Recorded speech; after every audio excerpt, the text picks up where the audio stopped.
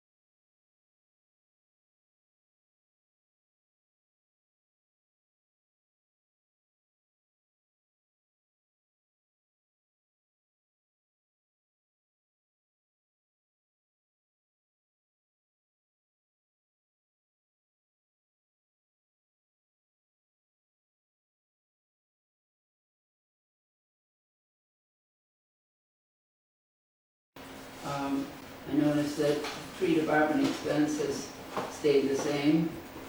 Highway superintendent is the same. I guess Andrea is going to get some of these accounts that are no longer used out of there, so we don't take up so much space for those things. Yeah. And then highway department wages.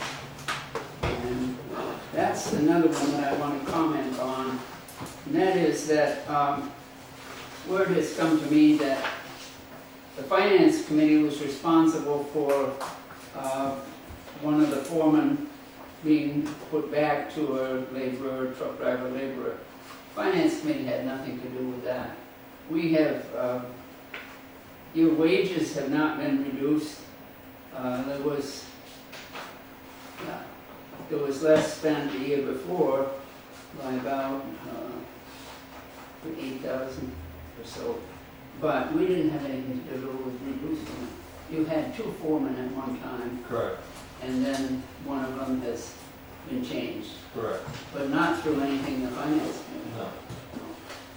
Somehow the word got around that it was Finance Committee and we weren't involved with that. Okay. So I always leave that the same, depending on if there's a COLA or anything. Down. Yeah, the COLA we'd add, and there might be some other people that are do steps. Right. The accounting rates that are low. So, but that didn't result, the change in the title of that person didn't result in any reduction during the budget. No. This varies each year too, because depending on the chapter 90 work we can get done. Yeah. Because some of this, that's why this is a lower figure, because we compensate by, when we're on chapter 90, they reimburse us for the salaries that were the people on the job. Okay. So this number would be a lot higher if we didn't do any chapter 90. If down the road the chapter 90 money is gone, right now we got a little more, but this number wouldn't be an actual. It's hard to compensate for whatever we do for jobs. If the job lasts a month, that's a month worth of salaries. But it might not be everybody either. It could only be one or two guys on the job. sometimes it's all of us, so it's hard, and then with vacations and. So people should realize that this is not the total labor figure. Correct. Okay, and we did get a little increase in chapter 90 this Right, year. yeah, like 28,000 or 29,000, I think. Yeah, that's good. Yeah. That helps. And then, $25,000 increase in this one, which is, We increased that due to the cost of, again, materials. this is highway bridges and rails. Yeah, the outlook of a lot of things, there's a lot of different products that are coming a lot further, costing us more. There's been also been other changes to ownership, or, to one of the companies, so the prices that we have been getting could considerably go up. But there's been a 7 to 15% increase between asphalt and products already in the last couple of years. Petroleum. Yeah. And asphalt, I mean, sometimes this year, there's been a couple times we get a little bit of money back, but then we do some a month from now, and it's higher, so it really balances out in the In end. season it goes up. Right, Yeah. right. That's a big fluctuation, and that was why I increased this a little, to try to stay with maintaining what we have. Trying to follow through with the road plan that we paid to have done for general maintenance, to try to keep our roads longer, doing different treatments. And that kind of coincides down with the oil and stone. I know it's a separate item, but that's why I upped that, because we actually changed the oil and stone product. It's nothing like it used to be. It doesn't hold up. So I haven't used it in the past 5 years, but the product we use is about $3 more a gallon than an oil and stone is, but it holds up. Oh, yeah. Yeah. So you normally put out a list of some of the roads you do each year, or you just kind of know which ones you want to do? We know which ones we want to do. It's hard because they like to come in. I mean, for us to only have $70,000 and somebody to come into town, that's a tough position too. I mean, they do it. It's just they don't like to. I mean, for them to come in and this new system that we're doing, they have to set a plant up and everything in our yard, and they have to bring this. The oil and stone part? Yeah, because they have to heat the stone, so the stone also can't be delivered a week in advance. They have to deliver it, and they usually start delivering at like 4 o'clock in the morning. But you must have a list of the roads and streets that you want to do, or you have? Yeah, that we're intending on trying to do. I mean, we're going off the road plan that we had created somewhat, that if there's a road that we can get a cover on. There was a new product we tried on Winchester Road and Pine Street this year. It's an expensive product so far, it's held up good. It's going to last longer. Yeah, it preserved the asphalt that's there. It's supposed to add longevity to it. You have to have the right conditions, the road has to be done at the right time, so if we don't have the money, we don't get a lot done. We did, I think it was approximately 3.5 miles, and it was $125,000. But sometimes chapter 90, depending on the roads, which chapter 90 road will cover it. What is a chapter 90 road? Basically a road that connects to another town. Oh, okay. But some projects, like Holden Street we just did, you can check with them, and they will allow you to use the money. Like I checked with them before we even started that culvert, said we had it engineered, and because of the size of the project, they allow that to happen. Speaking of that, I understand you were able to save some money doing that, right? Roughly, I mean, we haven't had all the tiles, but it's at least 200,000, if not a little bit more on that job. Great. And South Mountain was also, the stretch has been completed, it's been about 7 years. But that was about a $500,000 savings by us doing it. It's taken 7 years. The final product is on it, it's all done. Actually, we got a little bit more done down over the hill to the next project that we're getting lined up for the summer for the big culvert that's caving in at the foot of the hill. The one big difference that I found with a couple of these newer products, for instance, this rubber, by upping it and being able to do more, is I'm actually thinking of doing of South Mountain, because we did the backside, and the traction is a lot better than a smooth surface. I know that I get two different trucks that plow. One plows the back, one plows the front, and they both come back and talk about it, and one guy doesn't have a problem, the other guy does all the time, and it's because I use the newer product. And it's holding up. We've done probably 60% of West Northfield already with it. Over on the other side of the river. We only got a couple more roads to do over there, but we have some drainage work to do before we can do it. Okay. It's definitely, from what I've seen, holding up a lot longer. The oil and stone wasn't even lasting a year, so to me, $70,000 we were wasting our time. Because we were peeling it up the instant we plowed, really, it was just rolling it off. And that's all due to the different chemicals they aren't able to put in, they cut it different now. And so that's the reason for the increase on those two, is basically the asphalt products are big, way in big on this. Okay.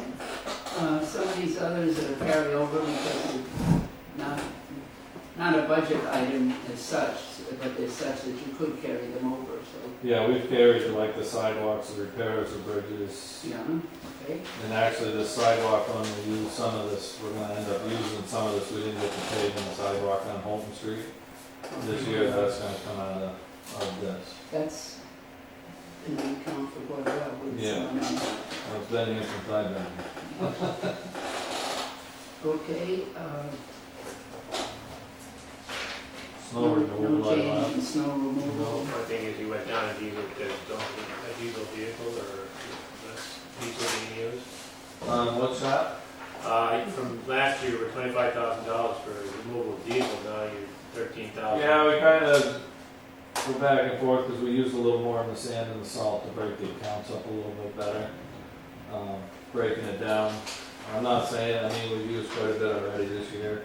If the year stays the way it is now, we're not going to use a lot there, but. Okay, the next one to close out. Machine maintenance in the garage all stay the same. Okay.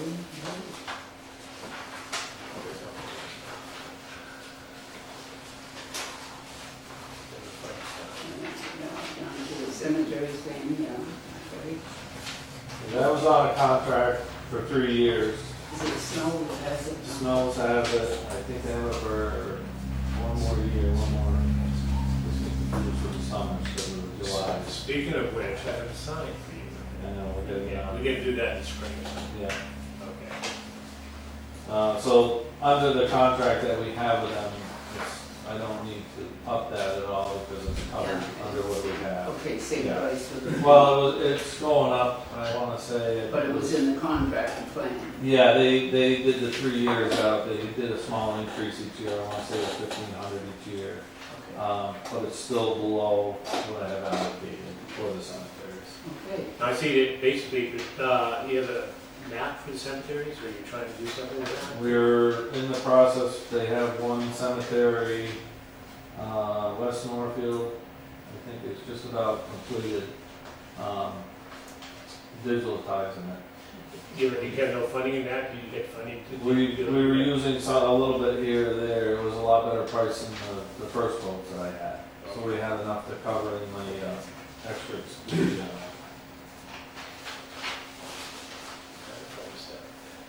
Tree work, have we got any cemetery? Well, some people plant shrubs and then they grow and nobody's here to. Those, yeah, we've had quite a bit of that. There's actually, if the snow hadn't melted, we were going to West Northfield to rip 90% of them out because I've got 3 people that have called because they overgrow and Yeah. it's in the deed. A lot of people don't realize it's actually in the deed. If they read the last paragraph of the deed, it states no shrubs. I try to point it out. A lot of this stuff was planted way before anybody, and the problem is nobody takes care of it, and then it's in the next one, and the next one, and the next one, and It's huge, some of them are huge. yeah, and I got one poor old lady that is overseeing a lot, that nobody's left in the family but her, and she's been calling me, and so we were going to take all those out, but then the snow left, and I didn't wanna make a big mess, but, most of them, the problem we have, like down to the farm cemeteries, birds eat the berries. And then when they do the drop-ins, the berries start a little berry tree next to them.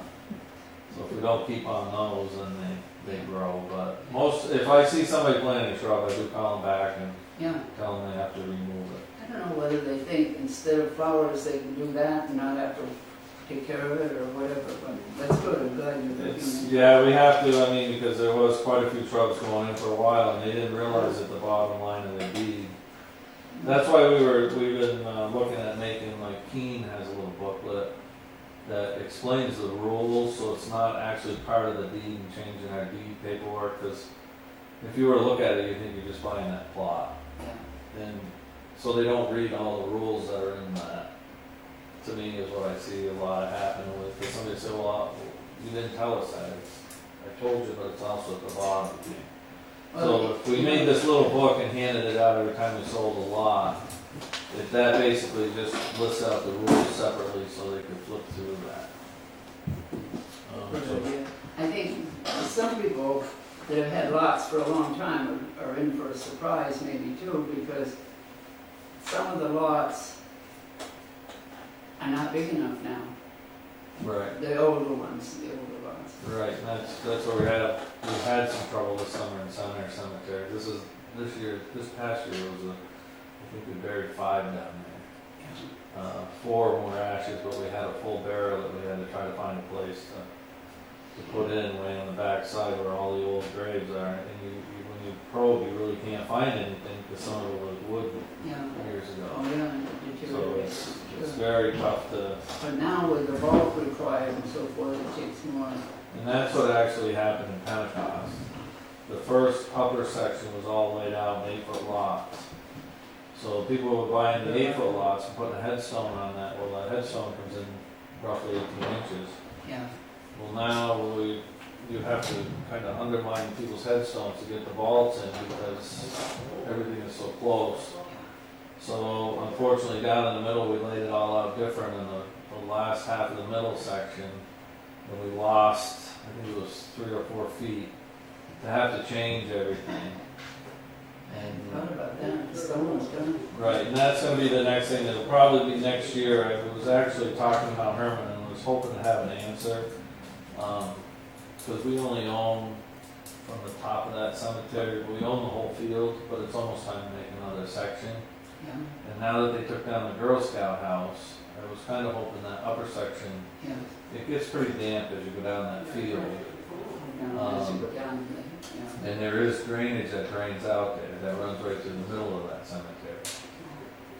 We did cut a bunch of brush this summer all around the cemetery, which attracted them to come around because we went over a little bit. They weren't upset about it because it looks beautiful, but they wanted to be known that the property line was here. So I've asked if they would consider possibly selling us from where it starts now back to where the old Girl Scout, where the driveway comes in. There's probably 75 feet there, so which would be, Coming east, then, it'd be coming east. yeah, I see. So as you drive in that field right there, Yeah. we've never owned it because the Girl Scout house sat in one corner and then it was kind of held off. Yeah, So I spoke with Paula Carr and she was gonna look into see if that's something they might be interested in.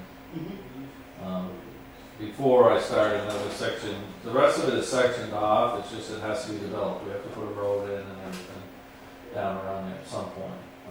We have enough, we didn't sell that many lots this year, I think 6. And that was, I think, only three up there. yeah, so you didn't have to go down. Well, we've been down, the center is pretty close to being filled up. Oh, I don't think So, but we're on the far end now, we're trying to sell towards the Goodwin's Field, on the very far end when you drive in. Yeah, That's where we've been selling lots now. okay, And that was one of her requests at the fence line. Before she passed away, she wanted to see it cleaned, and we cleaned part of it, and now her son's actually cleaned all the way to the end of the field. And we've had several compliments on it, so it looks a lot better with all the lines missing. Yeah. So that might be coming down the road next year if we would have to purchase that. Was kind of hoping maybe they would say, you know, it's, if we had it surveyed off, and paid for that, they might donate it. She was gonna check, so. So, there you go. Yep. Okay, then for the capital plan, you've got, loader coming up this year, this coming year. Yeah, I put that off, and I think it's time we should think about it. This one's, gonna be 15 years old, and, Yeah, and then, each year thereafter, we've got one truck, and next year another truck, and excavator. yeah. We're trying to get more longevity out of the equipment. Like I said before, these computers, I don't know, I've been actually, a lot of the highway departments are talking about going back to older trucks. We talk about it at our meetings all the time because we can't work on anything anymore. I've had a truck over earnings now for a week because the transmission won't shift, and it's it's just a solenoid inside, but you have to dismantle the truck to change the solenoid. Yeah, that's cars, not just trucks. Right, it's everything. I mean, our pickups, everything we have, we talk about it all the time. I mean, the salt doesn't help anything as much as we oil and wash, and it's still, it corrodes everything's green. Anybody else have any questions? The Chapter 90 labor reimbursements, those don't go to the general fund, they go to the line item? I usually go back to the line item. I don't know how the Chapter 90, I turn it in downstairs. Does it go to the line item, Andrea, or go to the general fund? Yes, I think usually when you start a Chapter 90 project, it sets up a separate account number, so everything would be tracked, that would go negative, so when the reimbursement comes in, it has to offset that account. That would be a good number for you to have handy to tell people that, Yeah. you know, not only you saving money on the construction costs, but enable you to have a bigger crew during the winter because you're subsidizing the salaries. Yep. We're trying to do a little bit more of the same with that with the snow, because it's never really been separated out to have an actual figure, so that's what we're all working on, hopefully we'll have that next year. Just so people that are watching would know, Chapter 90 is state money towards special projects, certain approved projects, and you have to get approval ahead of time to go ahead with them, and then we put out the money and then get the reimbursement afterward. Yeah. Anything else, Bud? No, looks good. Anything you want to ask I us? just had the other two capital expenses, the ventilation system for the garage. That's it, $35,000 for Yeah. our It's ventilation. correct, Yeah, there's a well, small, so forth causes it. You had an insurance inspection that well, back a couple of years ago, when that was one of the things they told us, that the little exhaust fan that was put in there in '83 when the garage was built isn't sufficient. And we're doing a lot more. I mean, the welding is one of the biggest things. yeah. We have to kind of open the front door to get everything, when you're in there welding. Yeah. So, I mean, it's something we've looked at. I mean, I stapled just one of the systems we looked at. There's several different ones. That was one thing, and then an oil tank to replace our diesel fuel tank that's aging. That was 10,000. That's a double wall 2,000 gallon tank that we have out there. Yeah, Those that's are gonna two. cost 10,000, because you gotta We gotta do, pull the well, old one out. yeah, it's above ground, but, Oh, okay. once we change it, we have to put new cement walls around it, which there's a partial wall around it now, but that's all gonna come out. The tank itself, I've been working with Skip because we actually just put one in the fire station. That's what kind of prompted this for me, because there was soon to be a problem with the one at the fire station, so we emptied it and got a new one there, but the two tanks are the same age.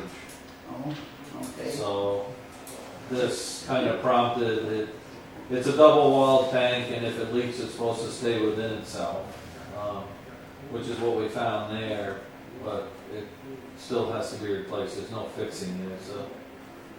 So I mean, this one was put in when the garage was put in. I'm assuming in '83, '84. 35 years. So that's why I requested that.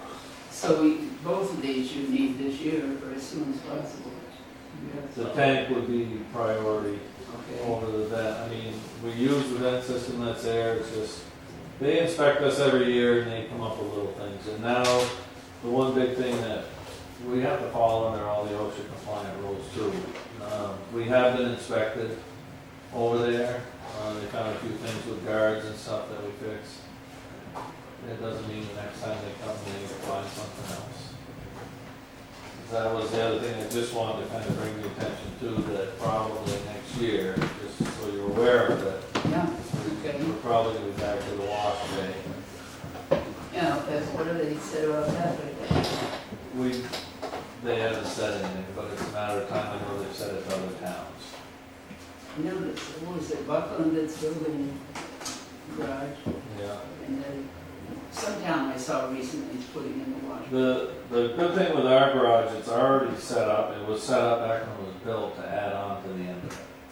And I actually talked to Doles that put the garage out. And he said for the building itself is around $100,000 to extend it.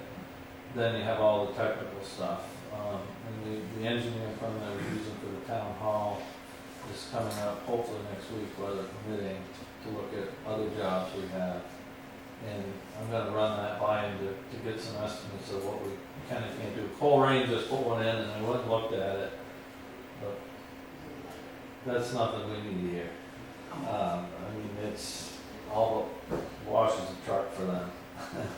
And the guys up there said it's great. I mean, it's this huge room, and Yeah, I think it's way overkill for anything that we need. We're supposed to be inside.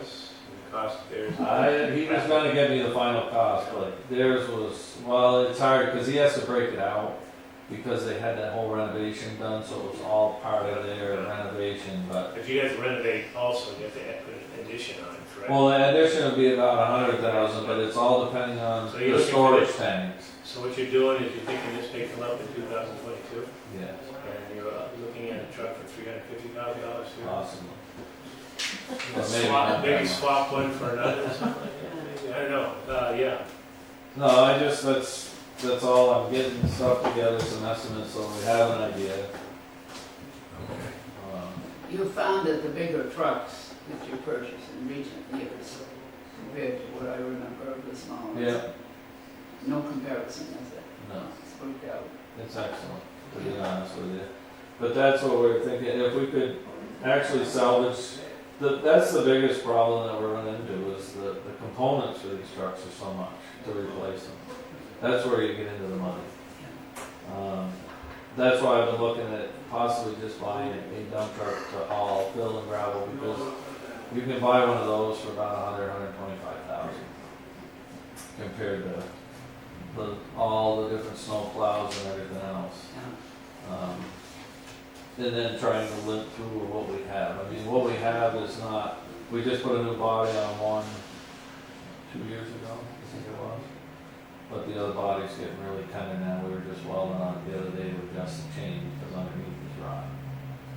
But a body alone now is about $75,000 with all the stuff in it.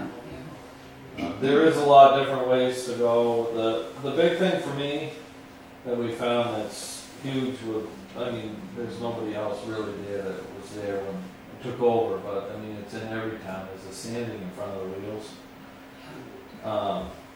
But that's why I was looking at possibly a dump truck, and then taking the dump body when it rots and just buying a sander for the truck. Because you can buy a sander for about $5,000, and then you spin it backwards, and you mount it on the truck backwards. So it's sanding in front of the wheels. So that's the big thing with these all-season bodies with a slide-in sander. We only have one truck left. The truck, the newest one that I drive, we took the sander out of the 550. We got rid of it and put it in that. And you take these icy days, you can go, unless you're backing down the road, which you're not supposed to do. I mean, all the rest of them are sanding as you drive, so you have sand in front of your wheels. It's, to me, it's a huge comfort after driving one of those and then driving the one I drive. Now, I mean, when you get the sliding, with those you can turn knobs up and it just starts putting more product out. And we're also, tomorrow we're going to calibrate the trucks. We actually finally got 2 of our trucks set up to put chemical down to hopefully save with sand and salt. We've been cutting back quite a bit because I'm trying to get the guys used to it, but when it's sprayed, it's supposed to stick better. And it's been time consuming because we have to reprogram the trucks because you can't add wiring. So this is the treating before a storm then? No, well, we've tried that. We tried it once before the ice storm. Yeah, I can't be honest whether how good it worked because we got an awful lot of rain before it changed size. I did go out and pre-treat a couple hours before. The main roads we didn't have a lot of ice, and those are the only ones I treated to see. We did have a lot on the back roads. So it's hard to say. That was the only first treatment too, and they say it takes 2 or 3 to really get to a point where you're going to notice it. I see. This, the 2 trucks that we have set up now will actually, where the sand conveys off onto the spinner, it's going to spray the sand so it makes it sticky. Oh, So when it hits the road, you're not going to you shouldn't Yeah. see it bouncing across the road like you do now. It doesn't matter how fast you go, it bounces. yeah.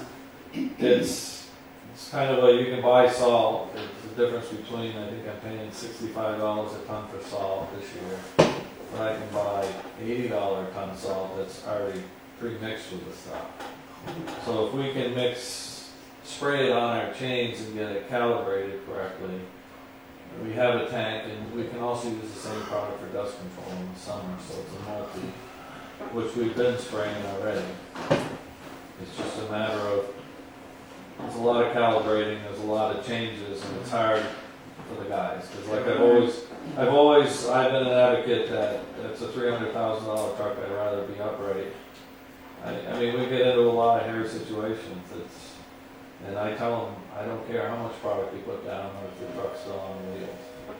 And there's times that you can't avoid it. I mean, I've been around sideways. It happens. We're in the worst of the conditions. It's not something anybody, I know the state of New Hampshire has lost 3 trucks this year. Really? Yeah, with ice. And they have a lot of rear discharge sanders because they're having, a couple of the people I know up that way, they're old school, they don't like to change. I tell them there's a big difference. It's just a matter of time consuming. The reason I didn't do it to start with is because if you were to take a dump body off a truck and mount a sander the back way, you can't haul your own sand anymore. You can't do that. You can't just take it off and put it on, take it off and put it on. So that's the whole problem that I have. And that's why we went with the all-season bodies. But we're also noticing that they're not as rugged. None of the steel is rugged. It's just like in your car. You can buy the best steel out there, and it's not. With all the stone, the riprap, the different things that we're hauling for our projects, they're not holding up like they should. Yeah. Whereas if you go back to the older style bodies, that they're just strictly used for that. So, still doing a lot of looking into it. If we can make something work for a lot less money, that's what I would like to do. That's good. That's where we're at. I think we're good. Thank you. All right. Thank Okay, you. Tom, All thank right. you. Have a good night. Thank you, you too.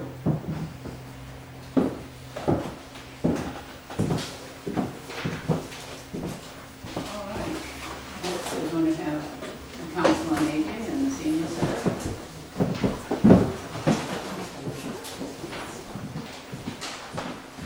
And you were okay.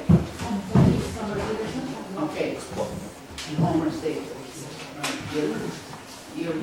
council. That's correct. I'm the She's treasurer. Okay, thank you. interim director of the Yeah. Recently appointed. Yes. Okay, let's move around and introduce ourselves. So, yeah, we'll introduce ourselves so we know. Jack Spanbauer, Sue Kuzinski. Dan Campbell, Lois Stearns. Bernie Barada. Tony Mateo. Okay. One thing I have to tell you is that this, your print that you put on, I've got the account and all that, but the figures you put in the last column are pretty faint. Yours is much better. Good, thank you. Okay, so we can talk about it.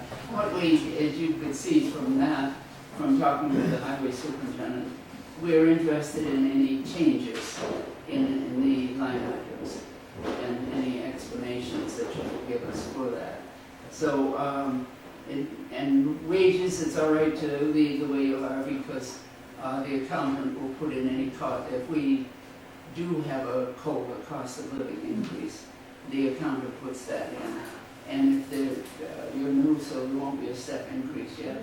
So when that time comes, they put that in as well. So, you know, this is correct, you do not have to do anything. Then you've got an increase, $10 in meetings and seminars, right? Or is that the phone? No, that's you. It is Looks meeting. like Looks like some- seminars. Yeah.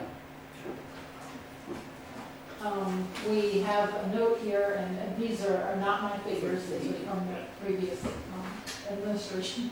And the meetings and seminars are due to the increase in cost for the CPR and AED training that is required. So it looks like there's a renewal coming up once every 2 years. It has to be, I have to be at least certified in CPR and Okay. training. And I don't know if other people are or not. Where do you get the training? Through the Red Cross, and sometimes it's a video in combination with a I class, see. sometimes it's online. Okay. You know, ways of doing it. But it's usually pretty comprehensive and it's pretty easy. Okay. And I think the increase is to accommodate the possibility that over 2 years there's been a little inflation. Yeah. Yes, that's what I'm doing. Okay. Then this is next to the same. Yeah. Yeah. No, we're looking at 220 up to 250. $30 mileage. Oh. I have not used any mileage yet, so I don't know what I'm going to use. I think that was just there as a little cushion in case, you know, anything came up. Okay. And does your outreach worker use any? She has not, as of yet, I just asked her that today. Okay. And Heather's shaking. go ahead. She's a program All assistant. right. $50 here on dues and membership.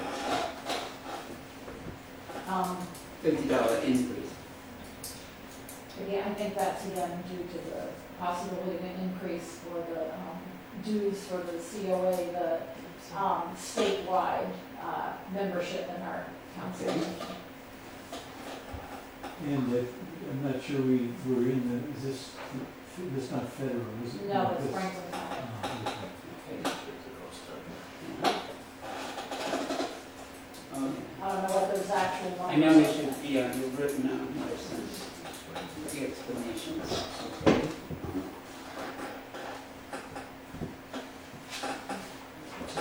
And there's a question mark on an early item about a telephone. It seems to be a telephone line that has not been used for some while, and so I don't think that money's been spent. Yeah, evidently. Well, is that counted in the town hall?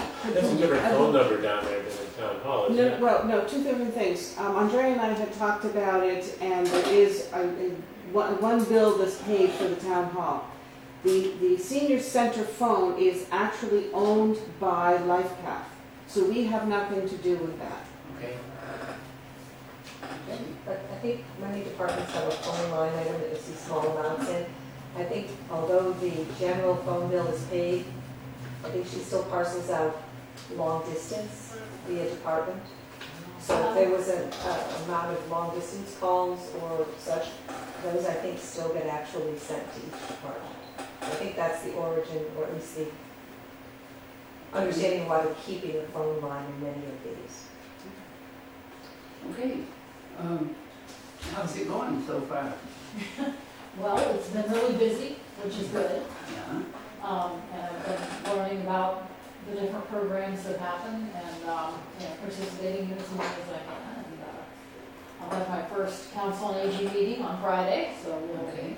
yeah, looking forward to getting to know the people. I've noticed you've had some publicity about some things that are happening and so forth. Anybody have any questions they want to ask? Question I had is you said CPR, okay, train CPR. Now, I don't know if there's any other town employees or board members that need that training, but I know at one time the EMS service, Mark Fortier, did a training for different town employees. I'm wondering if that might not be something to, He's not doing that. are you not He's doing not that doing that, anymore? no. Okay. But it's part of the job description for the director to be AED. Yeah, well, I'm just saying that if that, I thought I remembered he had done something. yeah, I took the course at one time. Yeah, It was quite a while ago. yeah.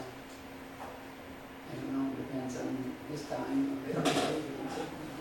My experience, I took a CPR course at GCC probably 2.5 years ago. And my experience is that I would have to do it regularly, like be trained Yeah, once a year or something for the thing to stick. It's like being in a play, you have to rehearse a lot. yeah. Anybody else? Any comments or questions? All right, thank you very much for coming in. Thank you.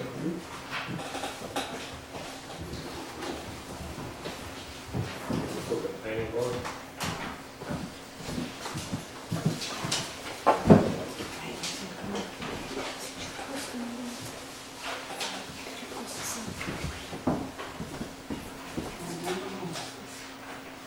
Steve Starodinski was coming in to the planning board right now, and Joe. I'm a member of the planning board. I didn't know it was on the agenda. I wasn't sure if he was gonna come in and present it or not, we're, a little bit ahead of schedule, I think, when was, it was gonna be last, so Steve was coming in, I'm so. not prepared. it's okay. Okay. So I don't have to be. Yeah, so why don't we just continue on with our business, and when Steve gets here, we'll stop for that. Want to take up the news first? Why don't we do the minutes?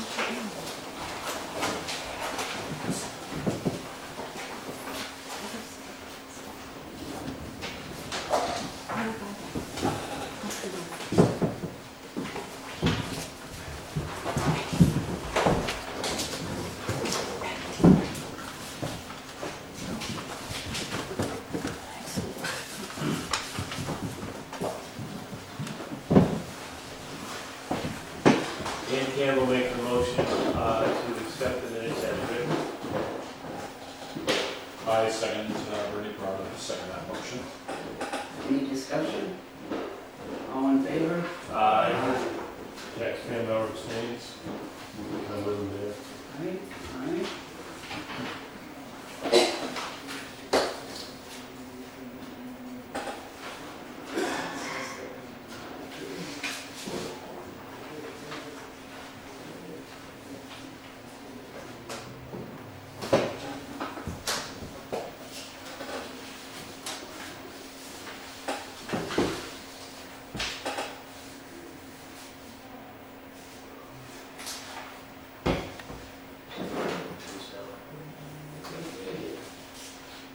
There was one item on the minutes that I wanted to comment on.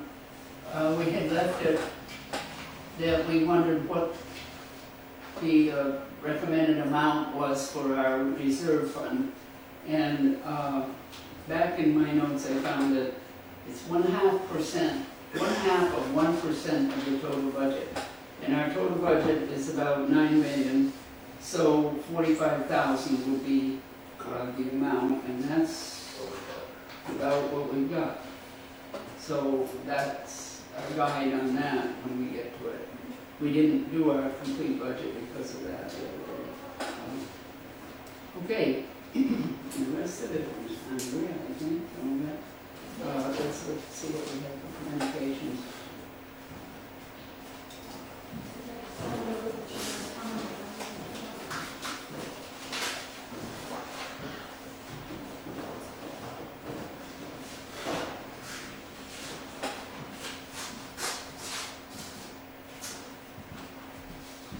This is from the textbook.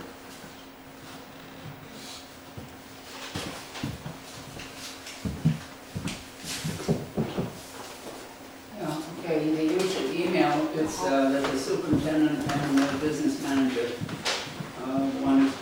want appointment to come and give a short presentation on the budget. And so I will set a date with them and let you know when we're going to have them in. This is Solid Waste Management District.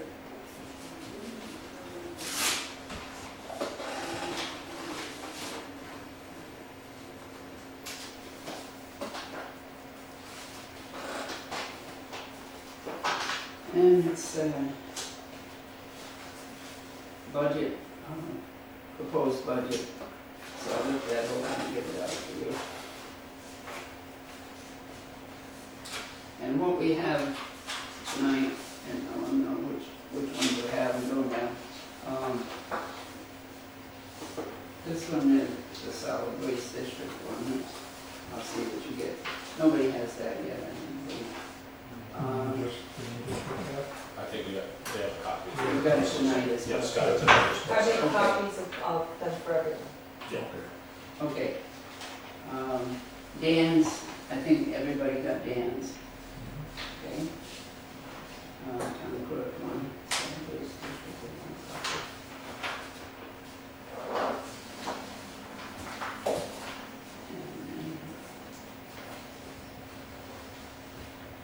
And the EMS, did everybody get copies of that? Okay, that's, we received tonight, and so that would be, so it.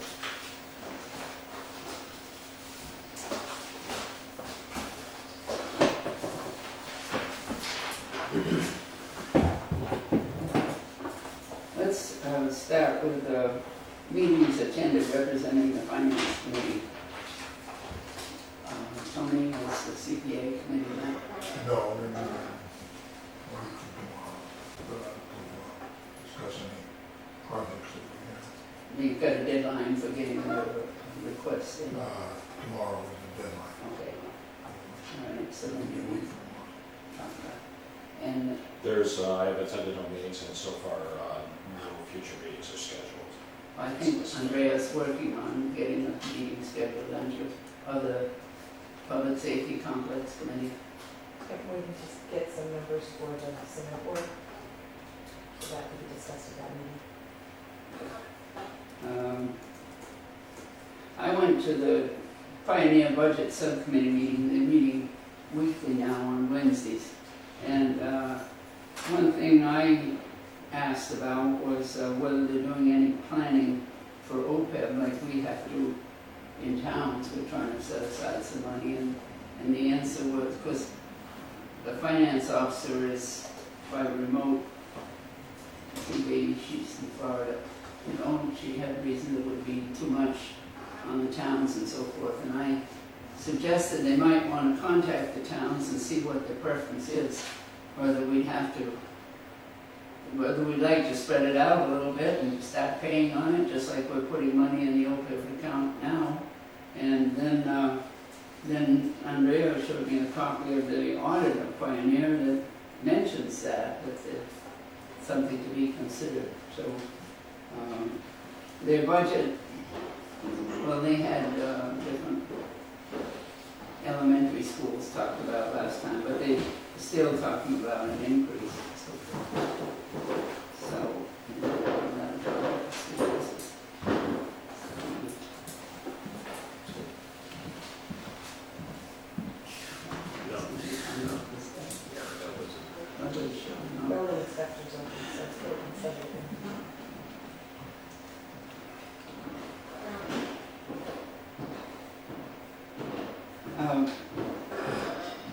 items not generally anticipated 48 hours in advance. Just to go back, I'm on the business park committee, but not as a member of the finance committee. Okay, that's all And, right. our last meeting, we had discussed requesting several $1,000s for planning and grant assistance. So, we're meeting tomorrow, so we'll find out if, that's gonna be requested as part of the budget process. That would have to go through, the selectmen's budget. Okay. Then it'll go through right after Yes. that. Okay, all right. We'll see, your meeting is tomorrow, is it? We're meeting tomorrow, yes. Okay, all right, thank you. You want us, the ad hoc one, you did meet on December 10th. Okay, And we came up with a bunch of questions, and Andre is going to get in touch with the DEP and try and get some answers to some of the questions.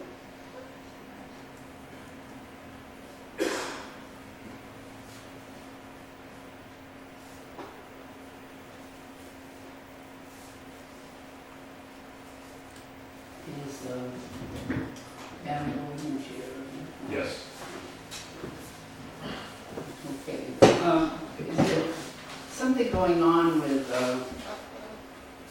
the water system on Hamilton Drive?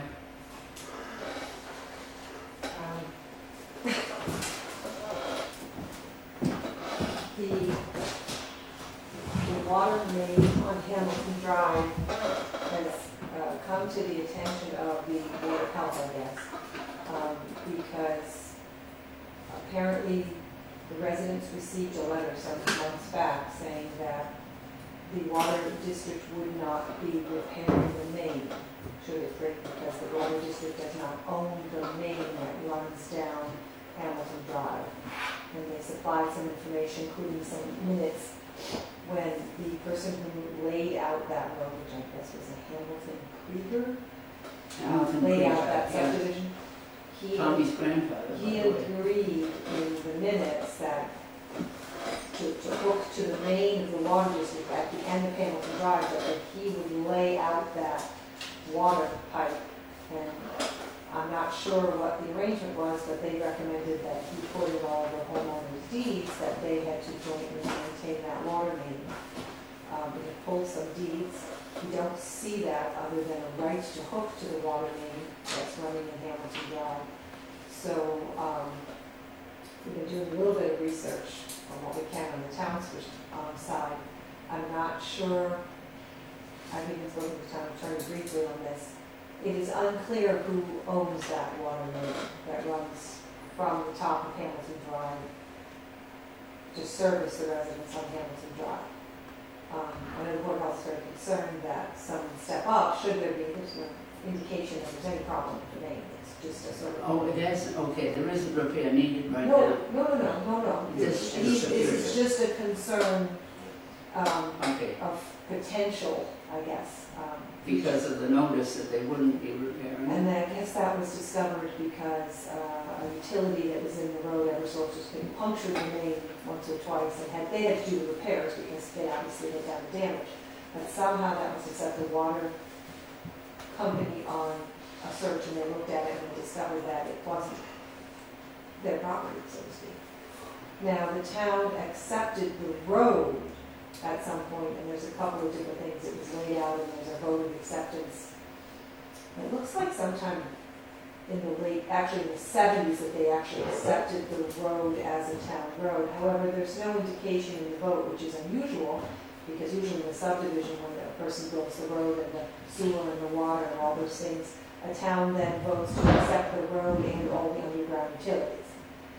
It doesn't appear in the language of the vote to accept any underground utilities, but there's a reference to a layout, so we're going to have to try to find that layout to see what's referenced in that layout. In fact, if there's even underground utilities referenced in that layout,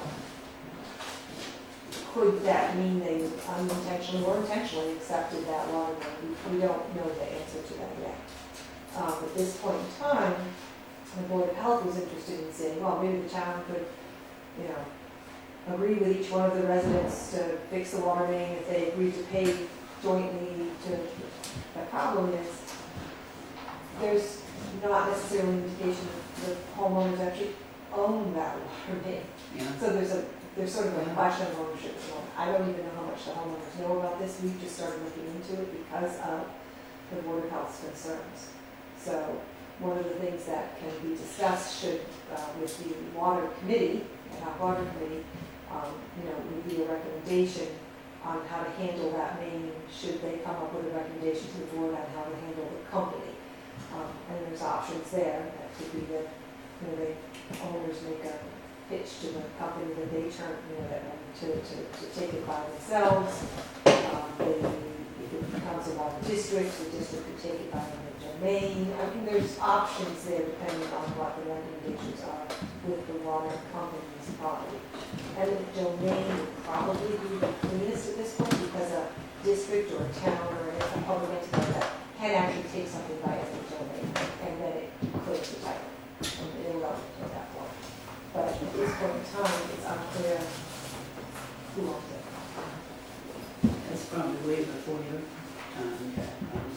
Yeah. I would say, but Hamilton couldn't, he did that. Right, so Yes, there's some question as to whether or not actually the remnant of that ownership who carries in his own personal or business, I don't know how he did the layout, Yeah, carries through to his, whatever remnants there were of that, or whether somehow it did pass to the owners, we don't really have any are indication. there any fire hazards on Hamilton? But, But I don't, okay, but that's all right, that doesn't matter, I guess, because up there, it's the water company that owns the hydrants, and the users pay, that's included in their fees, whereas it's different so down the here. water company is perfectly willing to supply the water, there's no problem there, they're not Yeah, gonna yeah, shut it's off not, water the to the hydrant town. wouldn't matter on that.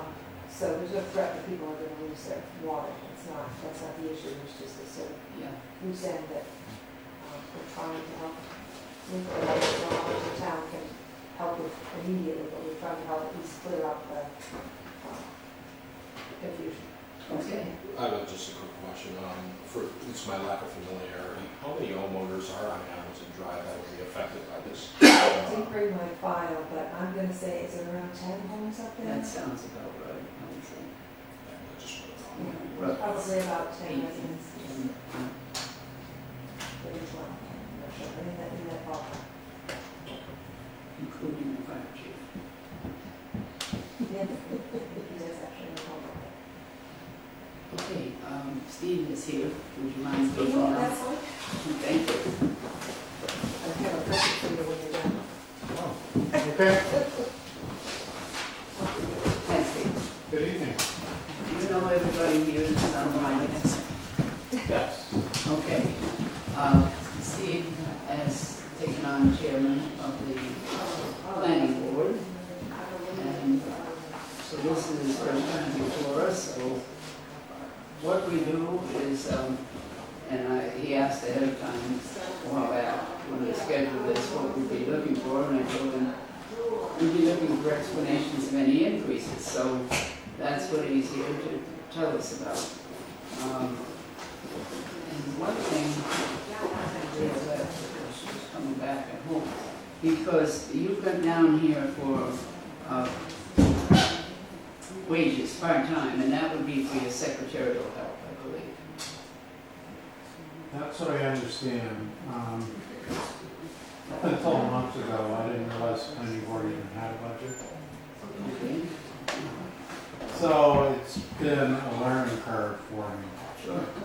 So I had to find out what's a lot of the budget items.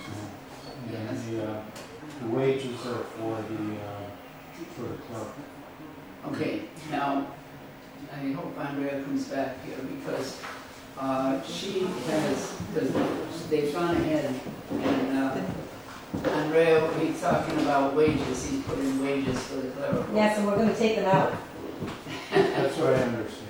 So is that line going to be removed? Yes, it's So- actually, you'll see it somewhere else, we're gonna Well- talk about it in the selectmen's budget. Okay, they've hired someone to do to work a certain number of hours a week.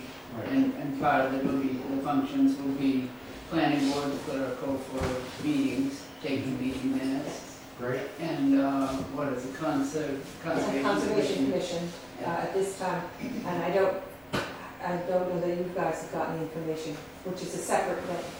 Yeah. She uses it for Yeah. CPC, but if you, Yeah, get and in touch you with- have a budget for it. Yeah, it's usually. Yeah, that's We have a different. budget. That's different, Yeah. Okay, so it won't be in your budget. If it gets, if you get approved otherwise, you need something, one place or the other, but Yeah. our hope is. One, I talked to you about it a little bit the other day. I was wondering whether we still could keep a memo entry of some sort as to how much is attributable to each committee or board that uses this clerical.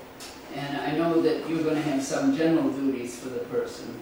Right, it's a little hard because they have working on a central filing system which will cross committees, so it would be hard to know how to break that down necessarily. Okay, because I hate to lose track of the cost of each of these committees or boards somehow. And I was wondering if there was a way to, However, though, if they're being serviced as far as doing it at one particular person, does it really matter? As long as your needs are being done. well, that's it, doesn't matter that much. I like to see the cost of each department, but, Well, as far as the planning board goes, would envision the meeting one, okay. doing minutes. And, And then they write up the minutes afterward, exactly. take the notes and write up the minutes. I understand that, she has started working in the land use room, Yes. which I like to call the landfill room, Yeah. if you've ever been in there. So that would be a big thing. I was in when it was brand new and neat and clean, but I guess that's changed over time. Yeah, yes. But, those are the two things I think that she would occupy her time as far as helping the boards get organized Yes, and get their files that's a filed appropriately. big need. Oh, it's a huge need. So how many boards are you planning on having her work with? Well, she's working with the two primarily right now. Yeah. It may vary depending on boards and committees. There was some question about whether the AgCom person was going to continue if she's available. So I think it's probably going to increase over time. Because she will be there and steady, whereas boards, people have gone on and off, and some people will, because they meet so infrequently, it's hard to Yeah, keep basically someone. they meet once a month or once every 6 months as far as. Some of these committees might meet once a year. Yeah. Ag Commission doesn't meet on a regular basis. Right, so if they need someone, then she could meet for them as opposed to them keeping someone as their secretary over time. That person might not.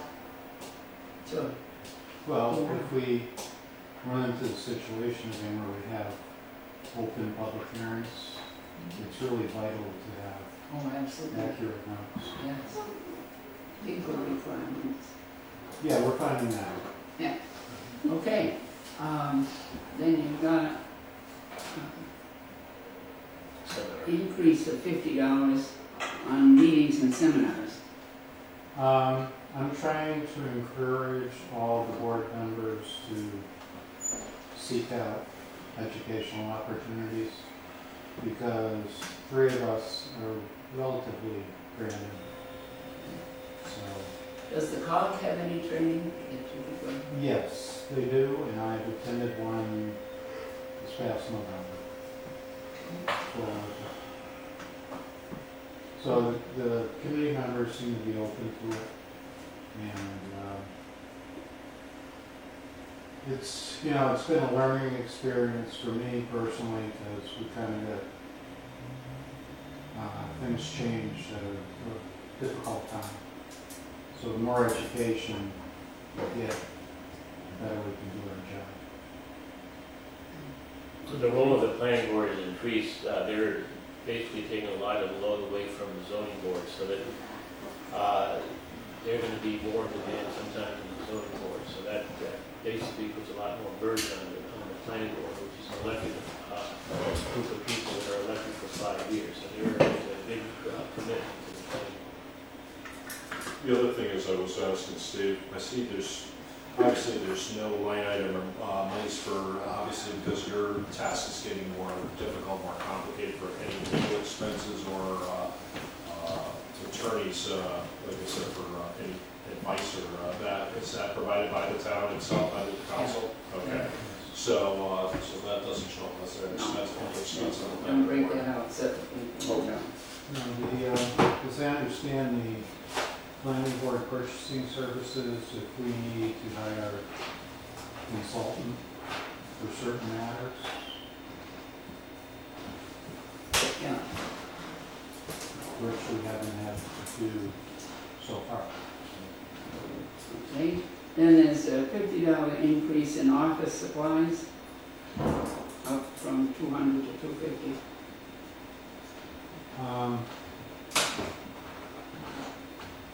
Thinking that nothing goes down in cost, although we haven't used any this year, there's been no charges against it. That was just, well, if something increases 10% a year, I suppose you could make it 220, but I figured nothing gets cheap. Okay. And then you don't have anything down for mileage, you took that out. I didn't take that out, not intentionally. No? That's $120? You want to keep that in there? Yes, I do, definitely. Because if, members are gonna go to meetings, then they should be reimbursed for their mileage. Now, there's dues and membership, is there a planning board membership that you would be a, Well, my previous working career, being certified and belonging to professional organizations was very solid. Yeah, I don't know if there's one for planning boards or not. There is. Statewide, is it statewide? is it a class or is it a certification, you send in your money, get certified? What is the? Well, part of the courses you take at the COG, if you take enough of them in enough different categories, you can be certified.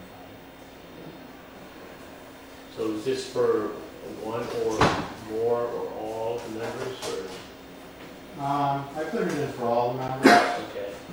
Do you think that's gonna be enough for $100? It depends how many members. There's usually an organization that represents the entire board. Okay. That was just a guesstimate. I mean, there's no definite plans at this point. So that changes the total to $31.70, I believe, from the $30.50. Except they're gonna take out the wages, right? And, yeah, you're So- right. so minus- And, minus 700, so, 2470 would be. yes. Without. Now, on the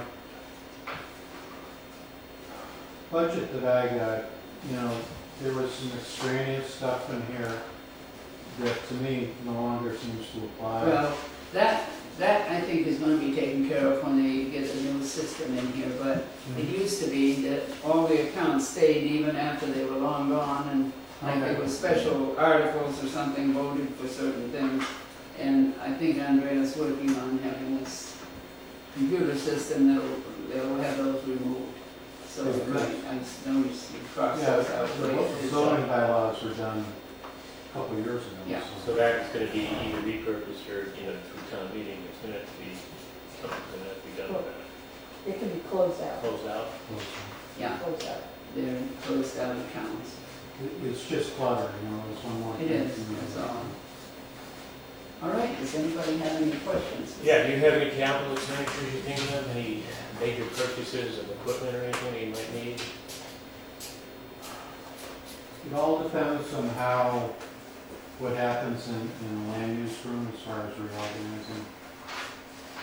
Are you thinking cabinets and stuff like that, that might be hard? Potentially, but I don't have any firm ideas because till you get organized, find out whether some stuff can be thrown away and, I gotta hand it to Steve, because basically, this was kind of dumped in his lap, just a couple of months ago. He's done an excellent job trying to get through a difficult thing. And they had one particularly, I wouldn't say nasty, but contentious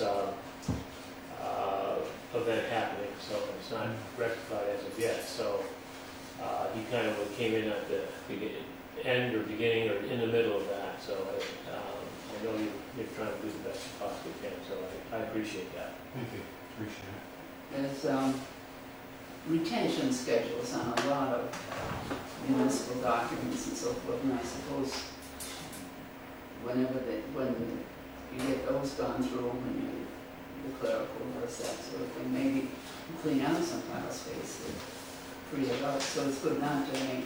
Yeah, I mean, we don't have any definite need check until somebody really gets in there.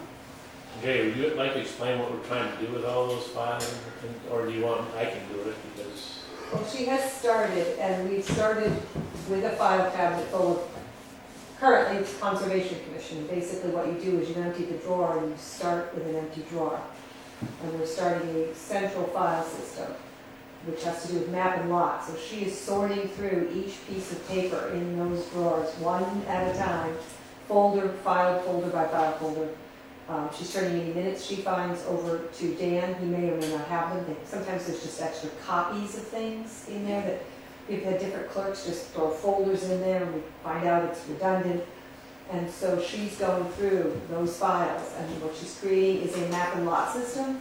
So just starting with their filing. And then it will move on into the planning board. So she will pull their files and do the same thing and file them by file folder into the same Pendaflex map and lot. So they will be separated by folder, but they will be in the same system so that you can file, you can go to map and lot and find actions by different boards. And then we're hoping to incorporate additional boards one at a time into that system. So that in the future you will go and look for a map and lot and you will find all the actions based on various boards in that filing. For those who aren't familiar with map and lot, could you just explain a little bit about what that? Every parcel in town is on a town map, and then it has a lot number. So a map consists of many lots, and then the lots are broken out by parcel, so what you own is a lot, and it will be on a specific map that's in town. so Tony, if you're allotted 100 as far as doing I understand that. anything can happen on that lot, will be in that one. Right, so we'd say your map 5, lot 100, and then you could pull that if it splits, so you make a cross-reference to the next section, and so forth, so you would ultimately be able to track, because people were filing differently. People were filing by name. Well, that's really not helpful. When two people later come down looking for any action that may have happened, they don't know who the two previous owners were, or by date, well, we don't know when an action may have happened, or by street, which was a little more helpful, but still not necessarily correct, especially if map and lots got changed. So we're trying to do away with multiple different people's filing systems into a central filing system that will make sense in perpetuity, so to speak. So, but it will take a while for her to create that system and file into it. It's like meeting minutes. I mean, we've been doing the best we can, but 20 years from now, if somebody goes to the minutes and says, well, Steve said this, or Homer said that, it's like, who are they? You know? Yeah, oh yeah, So it's important to have the minutes. yes, definitely. That's good. I guess if you cut short of space in there, like some file cabinets could be moved into the hallway, like out here. And initially, we're hoping that we'll be filing into and disposing of first, and trying to work our way through, and we may or may not need additional file cabinets. Right now, she's just starting with a drawer, and as she files, she will free other space, and we'll just keep going forward and see how it. Yeah, There's some historically important material in yeah. there. It really should be archived. Right, and she's keeping a separate box for things that she doesn't understand, and then she can approach a board, or she can go to the assessors, or she can come to me, and then we're working on the problem children, so to speak, And some things are unidentifiable, which you will just have to have a drawer that will say miscellaneous, and we'll label as best we can, and if someone can't find something, they can go to that drawer. Because some things are, you can be surprised, unable to track. Hopefully, You know, there's the original blueprints for the town hall. Well, we're not getting into blueprints yet, we won't touch Building those. constructions, original prints for Shell Bridge, just important stuff. now, what do you say about prints for the town hall? You've got those? Oh, yeah. Yeah. The original one. I know the Historical Society has. We're hoping someday if she finishes the filing system, and we're talking a couple of years, we'll take a look at the maps, as it's just a look at that down the line. There's lots of maps. And, Okay, sounds good. Thank you very much. Okay, thank you. What, the procedure is that we don't say yes or no at this time. We take all the budget requests that we receive, see how much money we have to go around and see what we can approve. Okay. And if we're not going to approve anything, we do let you know. Thank you. We don't wait till the town meeting. This was someone in the room.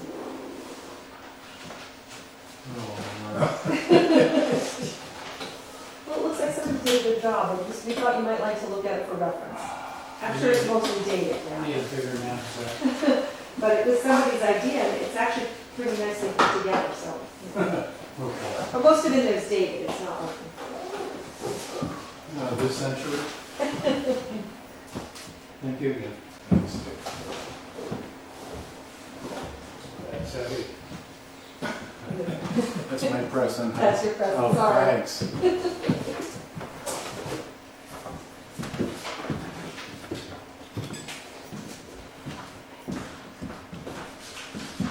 Okay.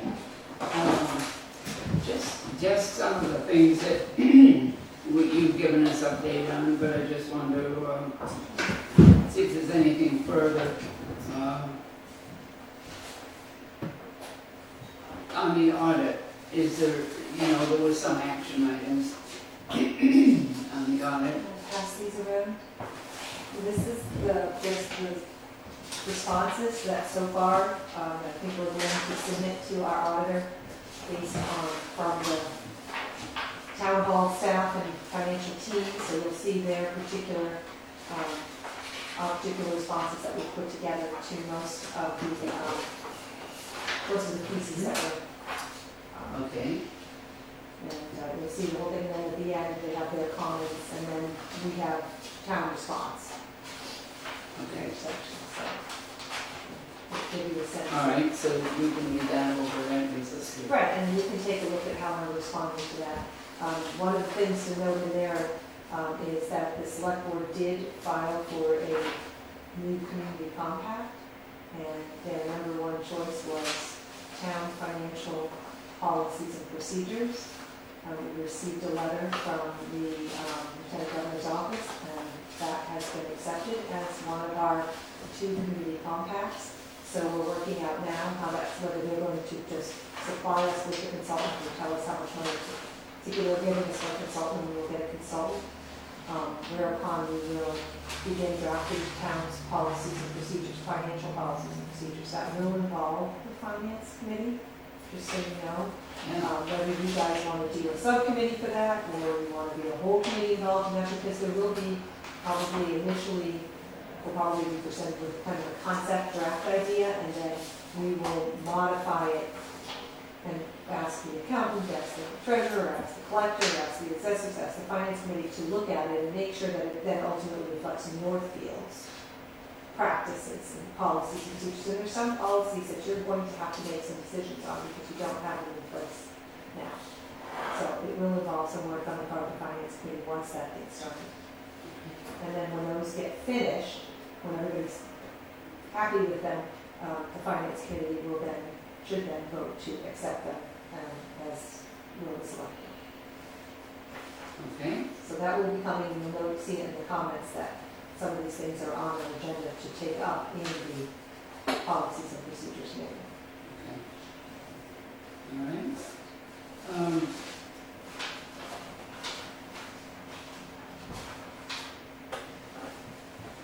Is there anything you want to tell about the situation on the accountant at this time? Yes. We are changing staff in the accountant's office, and so one of the things I want to talk to you about, right now, it doesn't involve a change financially, what we have planned this year. Does change it for us, a little bit of movement on who's working when. This is nothing on the current town accountant, he just didn't have the time to put in, because the job is structured in such a way that it's 20 hours a week, and an assistant for 8, financial assistant, and he just didn't have 20 hours. He had other jobs, one of them, I guess, took off, and became very busy for him, and then we didn't make it easy on him, as I say. We had an audit, we changed software, so we did a lot during his first year while he was learning municipal auditing, accounting, to kind of make it as busy a year as it possibly could be when he actually turned out to be busy in his other job than he thought. So that being said, we're amicably parting ways, and we've hired last night a new accountant and a new financial assistant. The accountant we're hiring is a very experienced municipal accountant. She's worked in the FERCOG accounting program for a number of years. She's currently an accountant in a neighboring community. She's also been a treasurer. So we have a lot of confidence. I knew her for the year that she was the accountant in Upland. Some of us know her when she was a treasurer. So we have a lot of knowledge of this person and a lot of confidence in her experience. As such, we're talking about rearranging the financial offices. It doesn't make a lot of sense to be paying her salary at the rate we pay her to do some of the work that the financial assistant could probably do. A lot of data entry, typing things in for the warrant.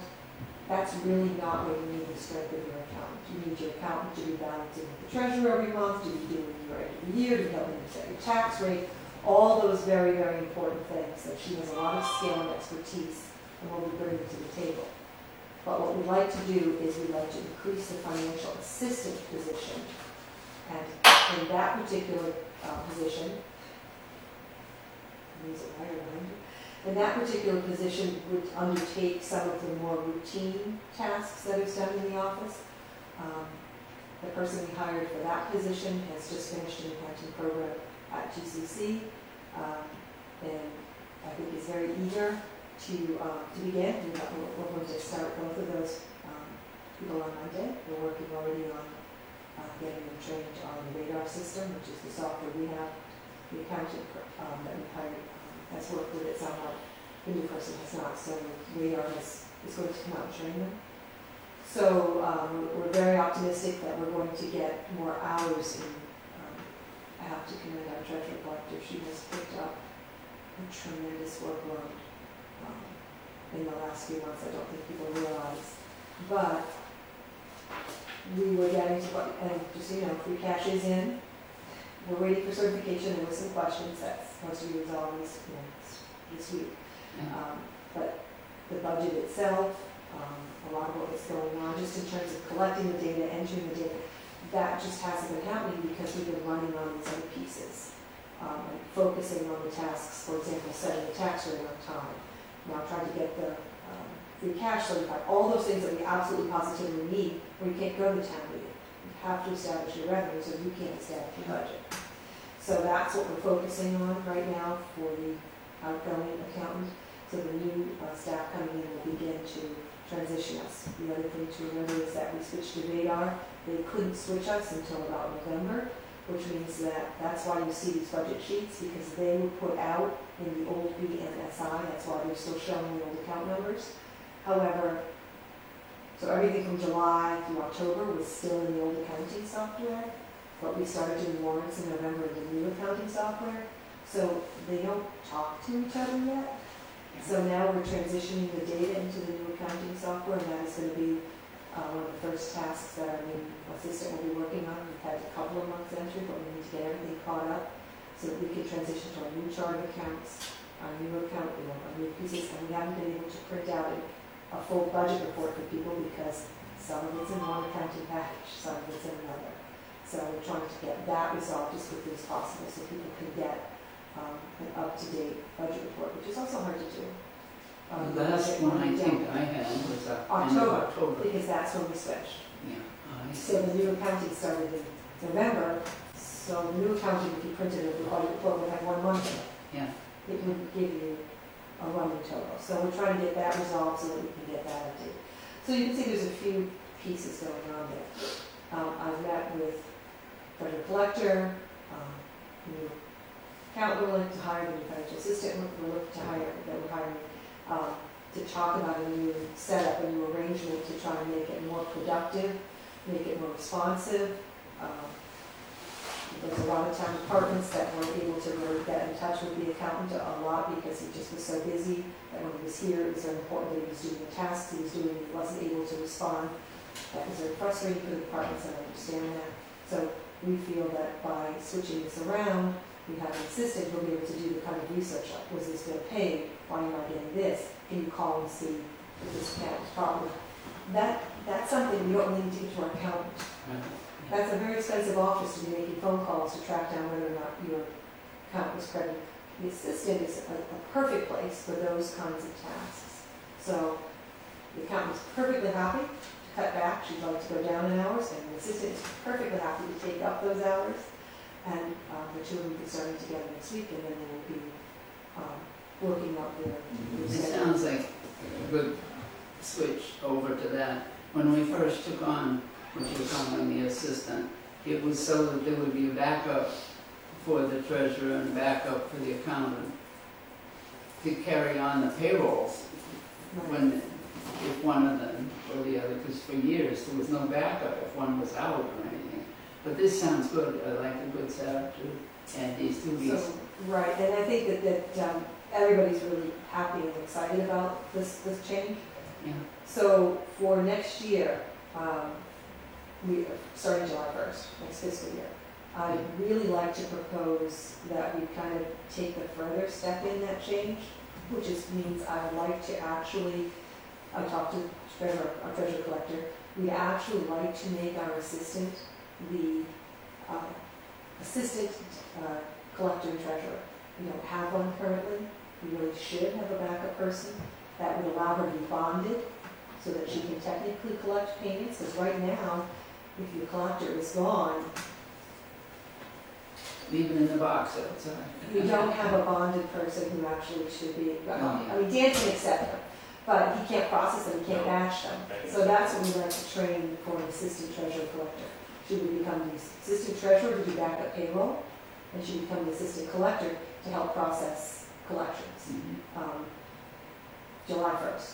And in that particular case, because you had a full-time accountant who was benefited, we don't have a full-time accountant who's interested in being benefited, I would like July 1st to make the assistant position the benefited position at 20 hours a week and offer those benefits to keep the assistant on board. We have turned over that assistant position because it's too small for anybody to stay in, and yet it's vital to both of those offices' continuity.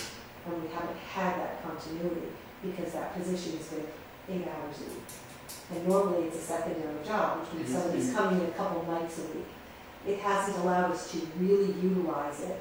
And it's been vacant a lot of the time. It has been vacant for months now, which has also been doubly hard on the accountant because what little that person was doing, they're no longer doing. So now he comes into the warrants and he's doing all the data entry as well, which was one of the things we had relieved him of by that assistant. So by that position turning over again and again, it has not been able to be helpful at all to the accountant or the treasurer collector in the way we had hoped to make those offices function. I have a proposal here based on what we're offering the treasurer collector and the accountant now. And the proposal that I'm doing would be, we already have a benefited position, so we would change the amount we're putting in our line for potential health insurance, because that's already been carried. But it would add about $478 to the budget before COVID to do what we would like to do. And that would allow us, so that's the accounts proposed budget, that would allow us to get a very enthusiastic assistant on board in a position that would allow us to really help her learn to be an accountant, potentially maybe our accountant someday, but keep her on board because it would be a benefited staff position. The accountant position in many towns is not a full-time job. That's the nature of the FERCog program. The person comes in one day a week, one afternoon a week, checks over the warrant, and then they process the warrant, and then balances with the treasurer at the end of the month, helps with the end of the years, but they're not there day after day processing the paperwork. The accountant's position is very valuable, very expensive to do that. It makes more sense to take that expense and add it to the assistant position and get many more hours. It would be helpful to our financial department. Is this the grade that the previous ones have had? The accountant will be hired at the same grade. Actually, I think she's one lower, but we're proposing July 1st to put her up because she's got a lot of experience. The financial assistant, we're hiring at grade 1, and I would like to put her at grade 2 in July if she works out. Okay, So we have that because job. we do have the committee set up to review and set a grade for any jobs that come up. So The those- steps would be based on The- your experience. Oh, no, the grades are fine. We didn't change the grades. Okay, all right. Grade 9 for the accountant, grade 5 for the assistant. Those are the grades in the job descriptions. We didn't change that. Okay, The steps we're starting them at are where the previous people were. yes, okay, that's what I The meant. people we're getting, in order to retain, I would like to move to step 2 for the assistant in July. And what the person we're getting has way more experience than step 5. And I'd like to do that. So that's the proposal for July. And I just wanted to get you on board with the concept of arranging that accounting office a little bit differently. So we have both the treasurer and collector position, which is part-time, and we have the accountant position is part-time, and let's put in an assistant who underpins both of those departments. Anybody have any questions on? No, I understand. But Dan has seen some of the effect of Okay, not stating Well, that it's- position, that department being a little bit awkward. yes, I understand it. There's no gap. He's staying until the new. He is working through this week, and they will be starting Monday, and he's agreed to come in for a few hours the following week to do a warrant with the new account, so she can see how he was processing. Okay, so there isn't a gap. No, we worked very hard that there would be no gap. This is budget time, we can't have a gap. Yeah, We can't do okay. that. That's, and at this time, I would probably be attending your meetings and kind of be that link between you and the department. It isn't that the accountant won't come to your meetings, but what she would prefer to do is have you invite her when you specifically need her, so that her hours are spent doing that work, but she would come for any particular questions, reports, maybe more towards the end of this, when you start to look at the budget more at the end of the balancing and talking about revenue, free cash. That would be more useful for time than the departmental budget discussions.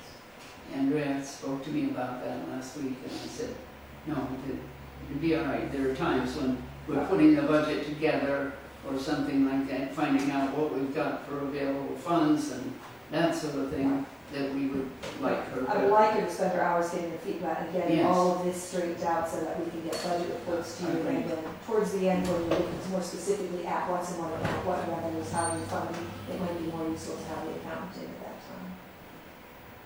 Make sense to the rest? Oh, yeah. So that is, It does, but I talked to Andrea about this today. Oh, okay. We've got a meeting scheduled for the preservation committee, and we have no idea what the numbers are.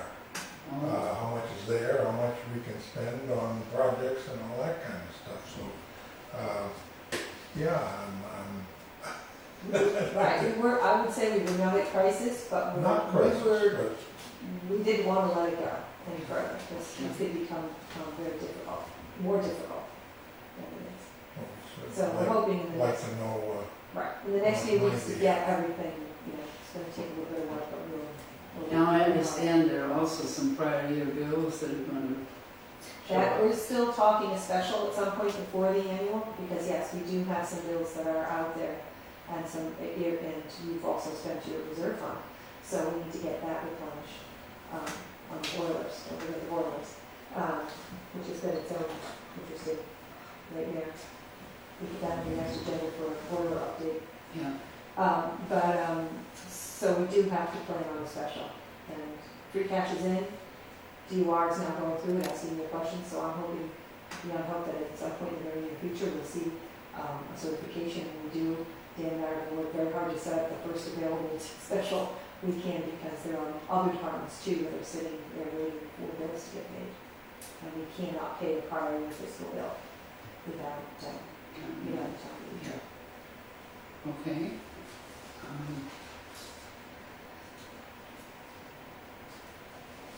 That explains our end of the year accounting reports, like balance sheet and that sort of thing that wasn't done, but okay. Right, so we'll get, well, yeah, when we can get you that. I mean, Yeah. I've still got end of the year stuff. Sure. So. Okay. Get you some. Any update on any regionalization efforts? We're trying everyone we can. No, I mean, we're trying obviously to talk with the fire still, just to talk to the other town, talk to Bernardston about EMS and fire. I don't know that it's a regionalization other than facility right now. That's as far as we've gotten. Yeah. That was the other thing that, after the select board meeting last night, Mark sent me a copy of the report from the COGS, Right. and that you had referred to during the select board meeting. And I Correct. sent that out to everybody. Right. So, at some point, we'll discuss that, but Right, and I did, tell him that based on that recommendation, that he should prepare a budget, because obviously we can back anything out, but he should prepare the budget with the understanding, and you did get that budget today. yes, we did. With the understanding that he's gonna advocate for a position to staff 40 hours a week. Yeah. And EMS. One position. One position. See, I have a concern, and I guess we'll hold a big discussion on it, but you can't transport without two people. Correct, but he's been picking up about 90% of the second person. So he's willing to stay on and do that. He's not advocating that he take that job. Because you would- I think before we decide on a job for somebody I think the town needs to get into what we want for a model of EMS services serving this And town. that's what that report looks at and asks. The town needs to talk about whether or not Yes. what you're going forward with as a model. Okay, we'll take that up later then.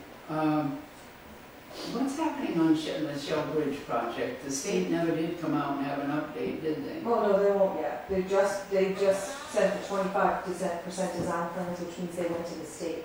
Until the state reviews them and sets the 25% design hearing, we won't do anything. Yeah, It's with the state. okay. They're the ones that will set that hearing. Okay, we've talked about the water committee. Where do we stand on this wiring project? We came up with this money from our reserve fund, and I don't think The last thing we're doing is the fire alarm system. It starts February 6th. Right now, we're talking about a pre-construction meeting to start that project. okay. So that will be occurring as soon as I get a date. Then Steve, our chef, is on the building committee, and Sam, who's a maintenance person, and the construction company, and clerk of the works, and we'll all meet and start talking about a timeline and when we're going to have project with people. And this is codifying the zoning bylaws. Dan, you were... Yeah, we're about 3/4 of the way through that. We're still looking at some of the language as far as doing some of the stuff that we were lacking, that we thought were lacking. Because it was CPA money. Yeah. But I'm not sure the big money chunk they, of that, yeah. the money they allocated would have done all that work anyway. But I suspect you won't be spending the entire amount. They already know in the bid to keep out as a separate accounting, any work they do on that piece outside.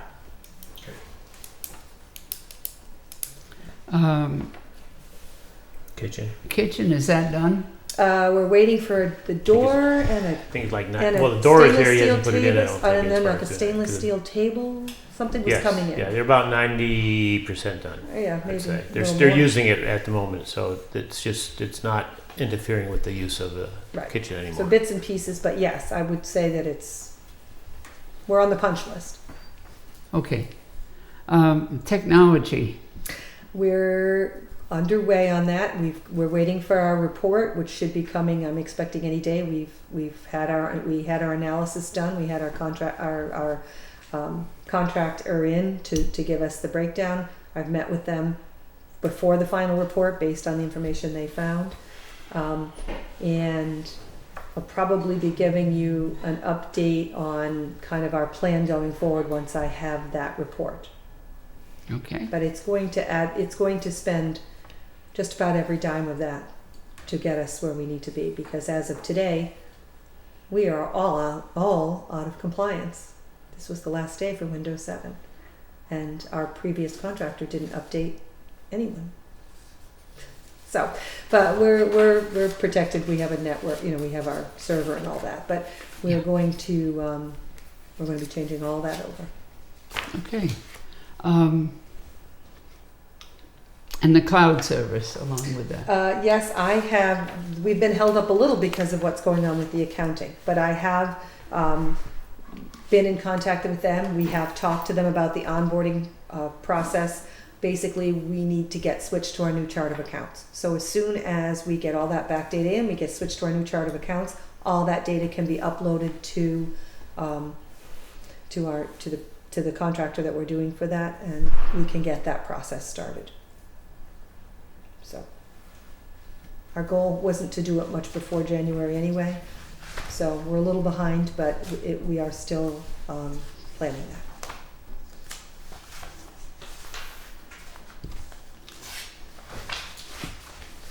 Okay. One thing that's not on your agenda, but I want to bring to your attention because I'm not sure how you want to handle it is, do you remember that we had put forward the idea of some safety improvements here at Town Hall with the locks? Yes. Yes. And that you had committed that 10,000 if we got the grant for 10. Well, they gave us 5.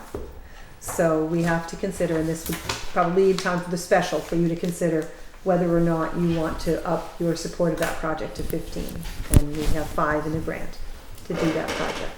So obviously I will bring that to you when we prepare probably a special town meeting warrant to see if you're in support of that and how you'd like to prepare that. It's an additional 5, but we're still hoping to go forward with that project. Okay. So we did get 5,000. Okay. If we don't go through with the project, we lose that 5?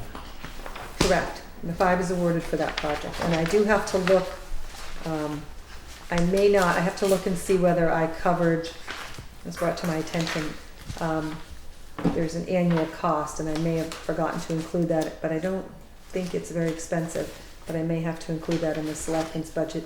I'll see if I have enough to try and cover that based on the estimated annual cost, because you have to pay for that software that a company will be your vendor.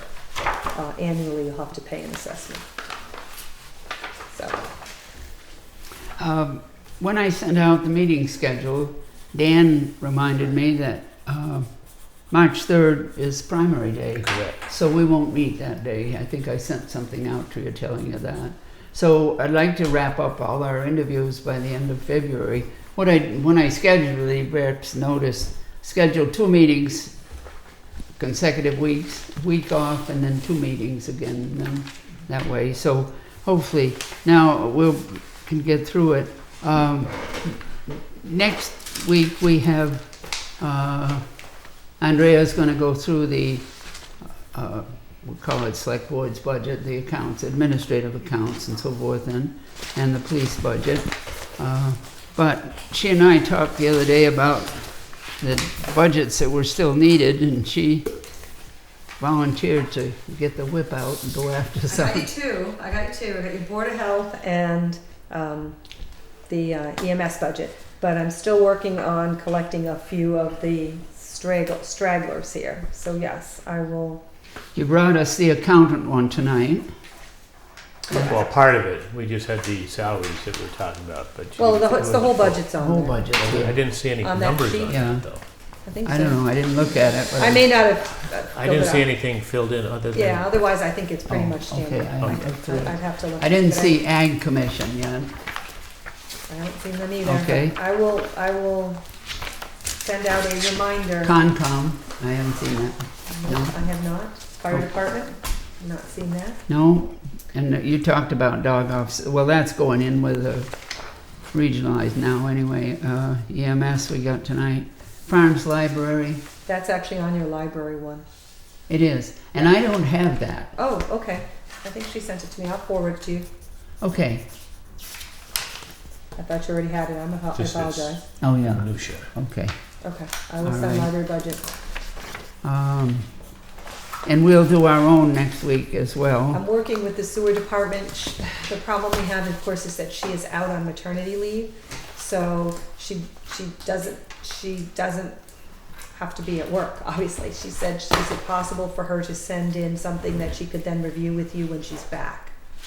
So at least give you initial figures, if that's okay, and then she could be back in the office to really delve into it and make sure that it's everything she wants when she returns in March. Okay.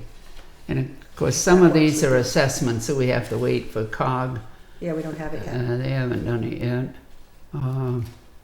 We have the health insurance number, but, I mean, our estimate, but there's no percentage on it yet. They haven't voted their Okay.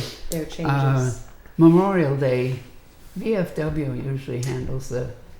it's Yeah, I for- think it's pretty standard. I think we got Yes. I think we got an email just to Unless- fund it. Unless it's prices have gone up, and I don't know. Right. Open Space Committee. You haven't heard from them? The Open Space Committee, what's their department number I may have? Let's see, I have select board, assessors, treasurer, tax collector, legal, computer copier, town clerk, elections, planning board, open space, an email from Julia. Yes, they're Same. going to stay the same. They want to reallocate it slightly differently, but it's still 1,400. Could you send me that? Sure. Okay, thank you. There is I think I'm gonna put this together for you guys. There is something here called a budget request form. It doesn't have all those breakdowns of some of those other things, but it is about 30 pages of the budget. I use it as my master sheet and I'm filling it in. I think it might be helpful to you guys if I was to Yeah. fill this in and update it to you because it combines. Everything we've gone over so far, yeah, This whatever. is, because when you put together the budget for us, that'll be, you'll have it all Right, right. together. And I'm gonna be filling in the budget spreadsheet Yes. online with this data. I'm gonna fill And in the each capital department. plan as well. Right, so, I have blanks where there's nobody, but I also have, this runs down by department. Conservation Commission, Planning Board, it's all on one document, which might Okay. be We a haven't little heard from user-friendly. have you heard from ZBA? ZBA, no, I haven't either. I don't think so. Again, I have to look at their department number. They're in the town hall. I have it broken down by. If they don't show up, we'll take a 10% cut. Oh, If they don't show up, we'll take a That might 10% cut. That yeah, might not be a th- huge th- amount for them. I'd say more. Open space, You're generous. town hall projects. I mean, geez, you know, it's enough to do these budgets without having to go at See it. some, as far as doing that, so. I have It's the okay. UCO. Anybody have anything else tonight that we can talk about, that we should talk about, or that we can under the agenda we have? I think we're all set as far as doing that.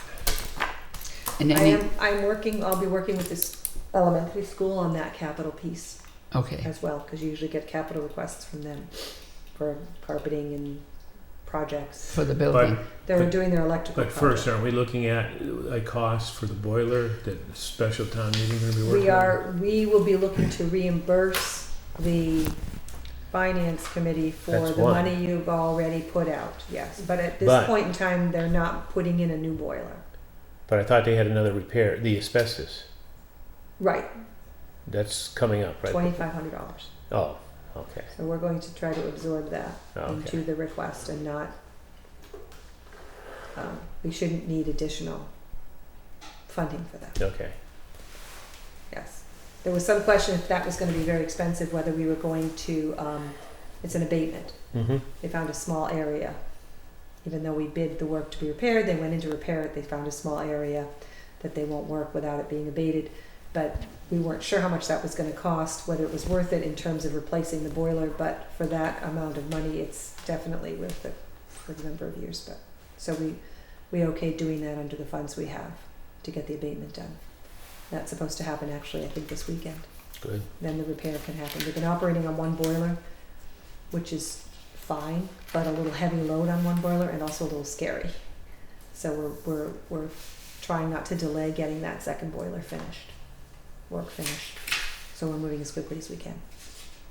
Okay, thank you for the updates. With that being said, if there's no other thing, I make a motion to adjourn.